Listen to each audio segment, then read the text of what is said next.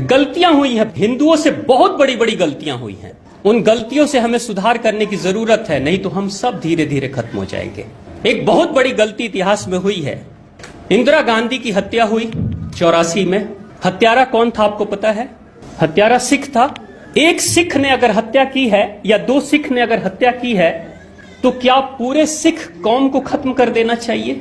ऐसा होता है क्या? मैं आपसे पूछता हूं, ऐसा होना चाहिए क्या? ये कोई न्याय कहता है क्या? अगर ऐसा होता तो महात्मा गांधी जब जीवित थे उस समय महात्मा गांधी के फॉलोअर्स 1,10,00,000 लोग थे। किसी नेता के सबसे बड़ी संख्या में अगर अनुयायियों की संख्या रही है तो वो महात्मा गांधी रहे हैं। नाथूराम गोडसे ने मार दी, किसी भी कारण से उनकी हत्या हुई। लेकिन नाथूराम गोडसे किस जाति का था? ब्राह्मण। तो क्या उस समय सारे ब्राह्मणों को खत्म कर देना चाहिए था? नहीं किया ना भारत के लोगों ने, क्योंकि एक दोषी है, उसको उसकी सजा मिलेगी। लेकिन यहां सिख जब दो सिख मारते हैं तो सारे सिख को चुन चुन के उनके दुकानों को लूटा गया, उनके घर को लूटा गया, उनकी हत्या की गई। मैं उस समय छोटा बच्चा था, मैंने भी देखा कि हिंदू लूट रहे थे दुकानों को। और ये सिख कौन है?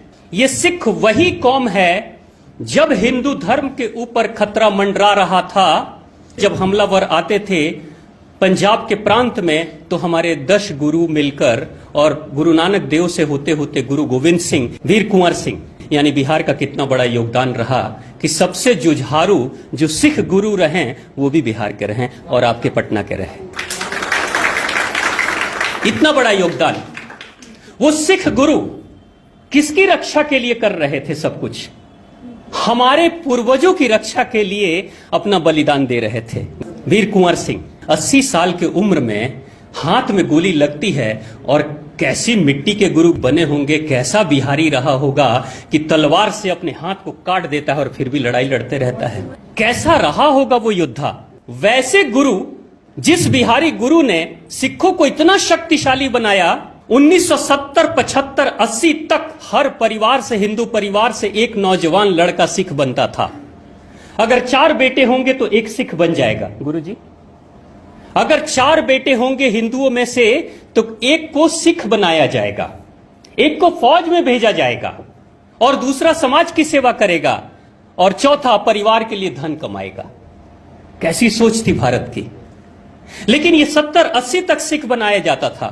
84 में एक सिख ने हत्या कर दी और उसके बाद से यही हिंदू उठते हैं और अपने ही रक्षकों का कत्लेआम सरेआम करते हैं। ये भी भूल गए कि रक्षक है हमारा, ये हमारी रक्षा करने वाली कौम है। लेकिन हमने मार दिया 1984 में, क्योंकि सिख मुट्ठी भर थे। लेकिन कहते हैं ना, प्रकृति, न्यूटन का एक सिद्धांत है, क्रिया के प्रति प्रतिक्रिया भी होती है। जो कर्म आप करोगे, जो चिट्ठी आप लिखोगे, उसका जवाब आपके पास लौट कर आएगा। चिट्ठियों में गाली लिखोगे तो क्या बदले में चिट्ठी के जवाब के रूप में क्या तारीफ लिखे हुए आएंगे? गालियां ही आएंगी। क्या लिख रहे हो, क्या भेज रहे हो, वही मिलेगा आपको। हिंदुओं ने किया 84 में, और ठीक 6 साल के बाद पंजाब से कश्मीर की दूरी सिर्फ 300-350 किलोमीटर है। अगर ऑन रोड भी जर्नी किया जाए तो 6 से 7 घंटे, 8 घंटे में पहुंचा जा सकता है। अनाउंसमेंट कराया गया कश्मीर में मस्जिदों से कि हिंदुओं, या तो तुम इस्लाम स्वीकार कर लो और नहीं तो मरने के लिए तैयार रहो, या कश्मीर छोड़कर भाग जाओ, अपना घर, अपनी बेटी, अपनी बहू को छोड़कर जाओ। यह अनाउंसमेंट हुआ 1-2 दिन नहीं, कई दिनों तक। बगल में ही सिख कौम है जो हिंदुओं की रक्षा करती है, वो नहीं आए और 70,000 हिंदू ब्राह्मण मारे गए। कत्लेआम हो गया, बलात्कार हो गया, सब कुछ हो गया, देखते रह गए। जब तुमने अपने ही रक्षकों का भक्षण कर लिया तो क्या उम्मीद करते हो कि जिस समय तुम खतरे में आओगे उस समय तुम्हारी रक्षा करने कोई आ जाएगा? वफादार जो कोई प्रहरी था आपके धर्म का, उसी को मार डाला आपने। और सोच के विचार करके देखिएगा, जिसके लिए सिखों को मारा, मैं कहूंगा नहीं, लेकिन आपको भी पता होगा कि क्या वो हिंदू हैं?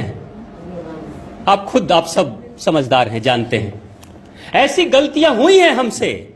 इन गलतियों को सुधारने की जरूरत है।